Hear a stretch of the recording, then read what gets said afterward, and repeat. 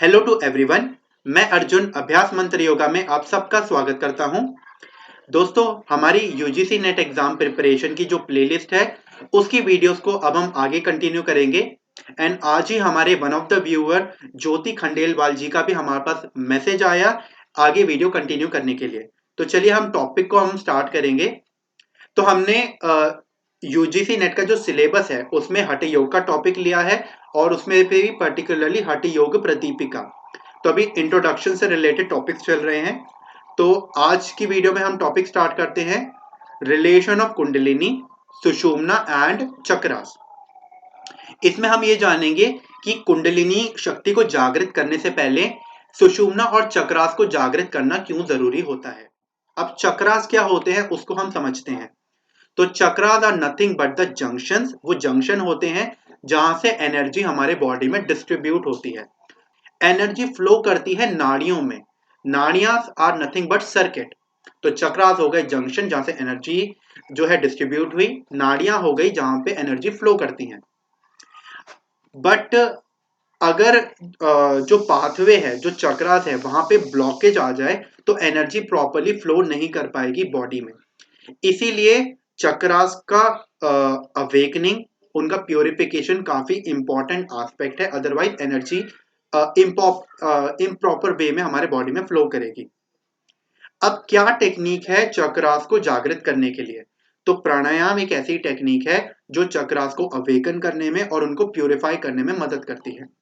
तो चक्रास के अंदर आपको ध्यान रखना है, प्राणायाम चक्रास को प्योरीफाई करने में, उनको अवेकन करने में मदद करते हैं। अब हम आते हैं सुषुम्ना नाड़ी के ऊपर। तो सुषुम्ना नाड़ी जो है, हमारे बॉडी में टोटल 72,000 नाड़ियां होती हैं, 72,000 नाड़ियां होती हैं। और नाड़ियों का, जैसे अभी हमने पढ़ा चक्रा जैसे जंक्शन होते हैं, तो नाड़ियां सर्किट होती हैं, इसमें एनर्जी फ्लो करती हैं। अब 72,000 नाड़ियों में 3 नाड़ियां सबसे ज्यादा इंपॉर्टेंट है, ईड़ा, पिंगला और सुषुम्ना। और इन 3 में से भी जो सुषुम्ना नाड़ी है वो सबसे ज्यादा इंपॉर्टेंट है। ये हम प्रीवियस वीडियो में भी बात कर चुके हैं। अब ये जो सुषुम्ना नाड़ी होती है, ये मूलाधार चक्र से लेके आज्ञा चक्र तक इसका पाथवे होता है। मूलाधार चक्र हो गया हमारा बिलो एब्डोमेन का पार्ट या जो जेनाइटल का पार्ट है। आज्ञा चक्र हो गया हमारे आईब्रो का जो सेंटर हो गया। अब ये जो पाथवे है, अगर इसमें थोड़ा सा भी ब्लॉकेज है तो एनर्जी प्रॉपरली फ्लो नहीं कर पाएगी, या जो कुंडलिनी शक्ति है वो ऊपर की तरफ नहीं उठ पाएगी। इसीलिए ये जो सुषुम्ना का पाथवे है इसका क्लीन होना बहुत ज्यादा जरूरी है। तो यही है टॉपिक में कि कुंडलिनी को जागृत करने से पहले आप चक्रास को जागृत करें, उन्हें प्योरीफाई करें, और फिर सुषुम्ना को क्लीन करना काफी जरूरी है। फिर कुंडलिनी इजिली अवेक हो जाएगी। अब आते हैं नेक्स्ट टॉपिक के ऊपर, ये है रिलेशन ऑफ माइंड एंड प्राणा। पतंजलि योग सिस्टम डिफरेंट है हठ योग सिस्टम से, क्योंकि पतंजलि योग सिस्टम माइंड के ऊपर ज्यादा फोकस करता है। तो वो कहता है कि you should control the fluctuation of mind. But mind की फ्लक्चुएशन कंट्रोल करने में क्या प्रॉब्लम आ सकती है कि पर्सन सेपरेशन क्रिएट कर सकता है और स्प्लिट पर्सनालिटी क्रिएट कर सकता है। तो इसीलिए हठ योगा जो है वो कहती है कि माइंड को आप भूल जाओ, माइंड पे डायरेक्ट वर्क करो ही मत, क्योंकि ये डिफिकल्ट होता है। तो आप प्राणायाम के ऊपर फोकस करो। तो आप प्राणायाम पे आप फोकस करोगे, अपनी एनर्जीज को कंट्रोल करोगे, तो आप माइंड पे भी वर्क कर सकते हो। एक श्लोका है, चले बाते चले चित्तम। तो मतलब अगर आप अपनी ब्रेथ को कंट्रोल करने लगोगे तो आप अपने माइंड को भी कंट्रोल कर पाओगे। तो ये इस तरीके से माइंड और जो प्राणा है, माइंड और जो ब्रेथ है, वो आपस में रिलेटेड है।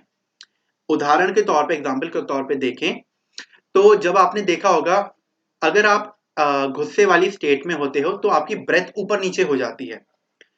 या फिर अगर आप अपनी कुछ देर तक डीप ब्रीदिंग करो, अपनी ब्रेथ को नॉर्मल करो, तो आपका माइंड, जो स्टेट ऑफ माइंड है, वो भी काम होने लग जाता है। तो कहीं ब्रेथ के बीच में और माइंड के बीच में कुछ रिलेशन है। अब कोई पर्सन अगर प्राणायाम करता है तो उसके साथ क्या क्या डिफिकल्टी आ सकती है प्राणायाम करने में, उसको हम जान लेते हैं। तो सबसे पहला पॉइंट, प्राणायाम करने से बॉडी में एक्स्ट्रा हीट जनरेट होती है। फिर हमारे ब्रेन के कुछ डोरमेंट सेंटर्स होते हैं, वो भी एक्टिवेट हो सकते हैं। इसके अलावा हार्मोनल इम्बैलेंस हो सकता है, हार्मोनल चेंजेस आ सकते हैं, रेस्पिरेटरी रेट और ब्रेन वेव्स जो हैं वो भी चेंज हो सकते हैं। तो प्राणायाम करने जब करते हैं तो ये डिफिकल्टी आ सकती है। तो एक्स्ट्रा हीट जनरेट हो सकती है, ब्रेन के डोर्मेंट सेंटर एक्टिवेट हो सकते हैं, हार्मोनल इम्बैलेंस हो सकता है, रेस्पिरेटरी रेट और ब्रेन वेव चेंज हो सकती है। तो फिर क्या सॉल्यूशन है इसका? इसका सॉल्यूशन ये है कि प्राणायाम करने से पहले हमें अपने बॉडी को क्लीन करना जरूरी है। इसीलिए काफी फोकस किया गया है षटकर्म के ऊपर। षटकर्म का मतलब है 6 ऐसी प्रैक्टिसेस जो आपकी बॉडी को क्लीन करने में हेल्प करेंगी। जब आपकी बॉडी क्लीन हो जाएगी तो षटकर्म का मेन एम्फेसिस क्या है? It will clean whole system and it will remove the blockages from the nadi. वो नाड़ियों में से इम्प्योरिटीज हटा देता है, ब्लॉकेजेस हटा देता है, तो एनर्जी प्रॉपरली फ्लो कर पाएगी। तो प्राणायाम करने से एनर्जी फ्लो होगी और ये सारी जो दिक्कतें हैं वो पर्सन को फेस नहीं करनी पड़ेगी। तो प्राणायाम तो अगर हम इसको थोड़ा सीक्वेंस में रखें तो कुंडली के जागृत करने से पहले हमें सुषुम्ना को जागृत करना जरूरी है। सुषुम्ना को जागृत करने से पहले चक्रास को प्योरीफाई करना जरूरी है। चक्रास को हम एक्टिवेट और प्योरीफाई कर सकते हैं प्राणायाम की मदद से। और प्राणायाम उनके ड्रॉबैक्स हमको ना मिले, हमें प्राणायाम के ड्रॉबैक्स फेस ना करने पड़े, इसलिए हम षटकर्म कर सकते हैं बॉडी को प्योरीफाई करने के लिए। अब हम थोड़ा सा इस ब्रेथ के ऊपर बात कर लेते हैं। जैसे हमने 3 इंपॉर्टेंट नाड़ियों के ऊपर देखा, हमारे राइट साइड में राइट जो नाड़ी होती है उसको हम कहते हैं पिंगला नाड़ी या फिर सूर्य नाड़ी। लेफ्ट साइड में जो नाड़ी होती है उसको हम कहते हैं ईड़ा नाड़ी या फिर चंद्र नाड़ी। तो आप सबको ये ध्यान रखना है, अगर ब्रेथ जो है राइट नॉस्ट्रिल में ज्यादा फ्लो कर रही है तो पिंगला नाड़ी एक्टिव है। पिंगला नाड़ी के एक्टिव होने का मतलब है प्राण शक्ति ज्यादा एक्टिव है और सिंपैथेटिक नर्वस सिस्टम ज्यादा एक्टिव है। अगर ब्रीदिंग लेफ्ट साइड में ज्यादा है, मतलब लेफ्ट नॉस्ट्रिल में ज्यादा डोमिनेटिंग है ब्रीदिंग, तो मतलब ईड़ा नाड़ी एक्टिवेटेड है। ईड़ा नाड़ी एक्टिवेटेड है तो मतलब आपका माइंड जो है वहां पे वर्क हो रहा है और पैरासिम्पैथेटिक नर्वस सिस्टम एक्टिवेटेड है। एक बार हम सिंपैथेटिक और पैरासिम्पैथेटिक में डिफरेंस जान लेते हैं। सिंपैथेटिक नर्वस सिस्टम हमारे बॉडी में अराउजल क्रिएट करता है, जैसे कि हार्ट बीट का बढ़ जाना, ब्लड प्रेशर का बढ़ जाना, एड्रेनलिन का बढ़ जाना। तो ये सारे सिम्टम्स तब आते हैं जब सिंपैथेटिक नर्वस सिस्टम काम करता है। Parasympathetic system parasympathetic nervous system हमारे बॉडी में रिलैक्सेशन क्रिएट करता है। तो जो हमारे बॉडी का राइट साइड है, पिंगला नाड़ी अगर एक्टिव है तो सिंपैथेटिक नर्वस सिस्टम एक्टिव है, और हमारे बॉडी में अगर लेफ्ट नॉस्ट्रिल एक्टिव है, ईड़ा नाड़ी एक्टिव है, तो पैरासिम्पैथेटिक नर्वस सिस्टम एक्टिव है। तो एक नोट पढ़ लेते हैं कि अगर ईड़ा नाड़ी एक्टिव होगी, अगर उस पॉइंट पे पर्सन मेडिटेट करता है तो ज्यादा चांसेस है कि वो नींद में जा सकता है, क्योंकि उस पॉइंट पे ब्रेन जो है वो डेल्टा वेव्स प्रोड्यूस करता है।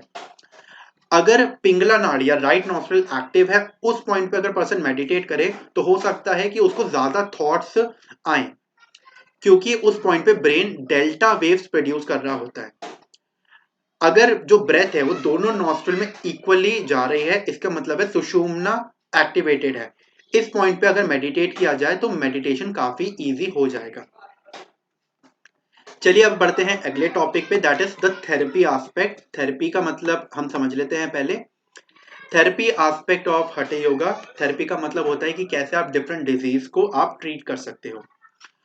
तो हठ योगा की जो प्रैक्टिस है वो बेसिकली हायर कॉन्शियसनेस पे जाने के लिए है, या फिर हायर कॉन्शियसनेस, आप अपने आप को हायर कॉन्शियसनेस के लिए तैयार कर सको उसके लिए है। बट ये सारी प्रैक्टिस आपको डिजीज जो है बॉडी में उससे भी बचने में आपकी काफी हेल्प करेंगी। तो कोई भी फिजिकल या मेंटल थेरेपी होती है वो उसके क्या प्रिंसिपल होते हैं उसको आप याद रख लेना। सबसे पहला प्रिंसिपल है absolute health to one part और सिस्टम ऑफ द बॉडी। मतलब शरीर के एक पार्ट को या एक सिस्टम को हमें हेल्थ प्रोवाइड करनी है। दूसरा प्रिंसिपल है हमारे जो पोलैरिटीज हैं, जो ऑपोजिट पोल्स हैं, उनको बैलेंस करना है। जैसे पिंगला और ईड़ा ये दो ऑपोजिट पोल हैं, उनको बैलेंस करना है। तीसरा पॉइंट है हमें अपनी बॉडी को प्योरीफाई करना है इम्प्योरिटी से या दोष से। आयुर्वेद में कंसेप्ट है दोष का, जैसे वात पित्त और कफ। तो हमें बॉडी को इम्प्योरिटी से हटाना है और प्योरीफाई करना है। तो ये 3 प्रिंसिपल हैं किसी भी फिजिकल या फिर मेंटल थेरेपी के। इसी से अभी हमारा जो इंट्रोडक्शन से रिलेटेड टॉपिक्स हैं वो खत्म हो गए हैं। अब हठ योग प्रदीपिका के अंदर 4 चैप्टर्स आते हैं। सबसे पहला चैप्टर है आसनास, दूसरा चैप्टर है षटकर्मास एंड प्राणायाम, तीसरा चैप्टर है मुद्रास एंड बंधास, चौथा चैप्टर है समाधि। अब जो आगे आने वाली वीडियोस हैं उसमें हम इन चैप्टर्स को हम धीरे धीरे करके हम फिनिश करेंगे और हठ योग प्रदीपिका को हम फिनिश करेंगे। एंड हम स्टिकली फोकस हैं यूजीसी नेट एग्जाम का जो सिलेबस है, तो उसमें जो जो टॉपिक्स है हम सिर्फ उसी को ही कंप्लीट करेंगे। दोस्तों, हमारा जो चैनल है अभ्यास मंत्र योगा, इसमें हम योगा के डिफरेंट एस्पेक्ट को आपके सामने लाते हैं। तो ये जो पर्टिकुलर प्लेलिस्ट है ये उन लोगों के लिए है जो यूजीसी नेट एग्जाम के लिए प्रिपेयर कर रहे हैं। अगर आपको ये वीडियो अच्छी लगी हो तो वीडियो को लाइक करें, चैनल को सब्सक्राइब करें, नोटिफिकेशन बेल आइकन को दबाना ना भूलें ताकि आपको लेटेस्ट वीडियो को नोटिफिकेशन मिलती रहे। और साथ ही साथ अगर आप हमारे चैनल देखो तो डिफरेंट एस्पेक्ट्स हैं योगा के, उनको भी आप देख सकते हो और इससे आपकी योगा से रिलेटेड नॉलेज भी एनहेंस होगी। आज की वीडियो में इतना ही। अब हम मिलते हैं अगली वीडियो में, बाकी जो टॉपिक्स हैं उनको हम कंप्लीट करेंगे। धन्यवाद।